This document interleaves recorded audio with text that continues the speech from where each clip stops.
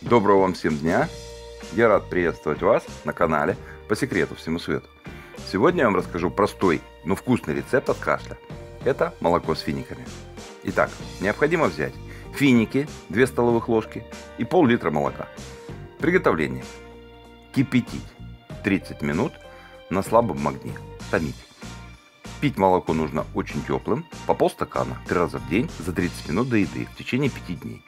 Используйте натуральные средства, будьте здоровы, красивы, успешны и счастливы. Смотрите и подписывайтесь на наш канал. И до новых встреч на канале По секрету всему свету.